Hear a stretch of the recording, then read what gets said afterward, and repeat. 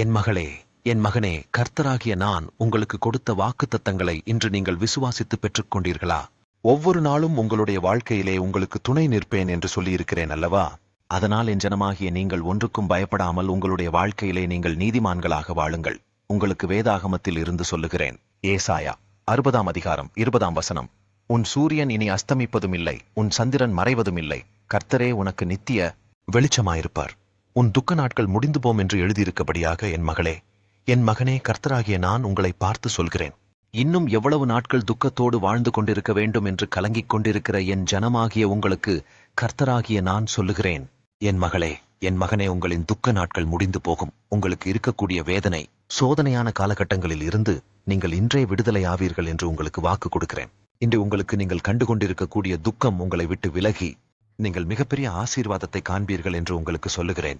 எந்த காரியம் உங்களுக்கு துக்கத்தினை ஏற்படுத்திக் கொண்டிருக்கிறதோ அந்த காரியத்திலே கர்த்தராகிய நான் இன்றே அற்புதத்தினை செய்து உங்களை அந்த துக்கத்திலே இருந்து விடுதலையை உண்டு பண்ணுவேன் என்று வாக்கு கொடுக்கிறேன். இன்று கூட ஏதோ ஒரு வியாதிகளினால் பாதிக்கப்பட்டு கலங்கிக் கொண்டிருக்கிற என் ஜனமாகிய உங்களுக்கு வேதாகமத்திலிருந்து சொல்லுகிறேன். யாத்ராகமம் 15ஆம் அதிகாரம் 26ஆம் வசனம். நீ உன் தேவனாகிய கர்த்தரின் சத்தத்தை கவனமாய் கேட்டு அவர் பார்வைக்குச் செம்மையானவைகளைச் செய்து அவர் கட்டளைகளுக்குச் செவி கொடுத்து அவருடைய நியமங்கள் யாவையும் கைக்கொண்டால் நான் எகிப்தியருக்கு வரப்பண்ணின வியாதிகளில் ஒன்றையும் உனக்கு வரப்பண்ணேன். நானே உன் பரிகாரியாகிய கர்த்தர் என்றார் என்று எழுதியிருக்கபடியாக என் மகளே, என் மகனே, என் ஜனமாகிய உங்களுக்கு வரக்கூடிய வியாதிகளிலிருந்து உங்களை குணமாக்குகின்ற தேவன் என்பதை விசுவாசியுங்கள். இன்று ஏதோ ஒரு வியாதிகளினால் பாதிக்கப்பட்டு கலங்கிக் கொண்டிருக்கிற என் ஜனமாகிய உங்களுக்கு கர்த்தராகிய நான் வாக்கு கொடுக்கிறேன். உங்களுடைய வியாதிகளில் இருந்து உங்களை குணமாக்குவேன் என்று சொல்லுகிறேன். என் ஜனமாகிய நீங்கள் கர்த்தராகிய நான் சொல்லக்கூடியவைகளை கேட்டு என்னுடைய கட்டளைகளை ஏற்றுக்கொண்டு என்னுடைய வசனத்தின்படி நடந்தால் என் ஜனமாகிய உங்களுக்கு வியாதிகள் அணுகாது என்று சொல்லுகிறேன். இன்றைக்கு நீங்கள் கர்த்தருடைய வழிகளில் நடக்கிறீர்களா என்பதை சிந்தித்துப் பாருங்கள். என் ஜனமாகிய உங்களுக்கு கர்த்தராகிய நான் பரிகாரியாகிய தேவன் என்பதை சொல்லுகிறேன்.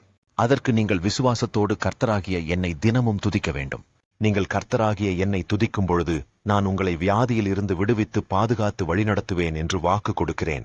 என் மகளே, என் மகனே, கர்த்தராகிய நான் உங்களை வியாதியிலிருந்து குணமாக்குகிற தேவன் என்பதை விசுவாசியுங்கள். இப்பொழுது என்னை நோக்கி ஜெபம் செய்யுங்கள்.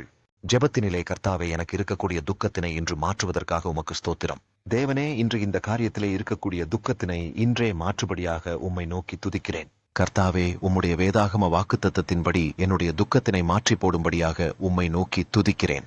கர்த்தாவே, இன்று எங்களுடைய வாழ்க்கையிலேயே அற்புதங்களையும் ஆசீர்வாதங்களை தரும்படியாக உம்மை நோக்கி துதிக்கிறோம். கர்த்தாவே, நீர் எங்களை குணமாக்குகின்ற தேவன். எங்களுக்கு இருக்கக்கூடிய வியாதிகளிலிருந்து எங்களை குணமாக்குவதற்காக உமக்கு ஸ்தோத்திரம்.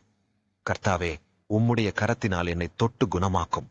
கர்த்தாவே, எனக்கு இருக்கக்கூடிய இந்த பொல்லாத வியாதியானது உம்முடைய நாமத்திலே என்னை விட்டு விலகட்டும் என்று என்னை நோக்கி ஜெபத்தினிலே ஆராதியுங்கள். அப்பொழுது உங்களுக்கு அற்புதங்களையும் ஆசீர்வாதங்களையும் நிறைவாக கொடுத்து உங்களுடைய வாழ்க்கையிலே இருக்கக்கூடிய துக்கத்தினை நீக்கி போடுவேன் என்று வாக்கு கொடுக்கிறேன். மேலும் உங்களுக்கு இருக்கக்கூடிய வியாதிகளில் இருந்து விடுவிப்பேன்.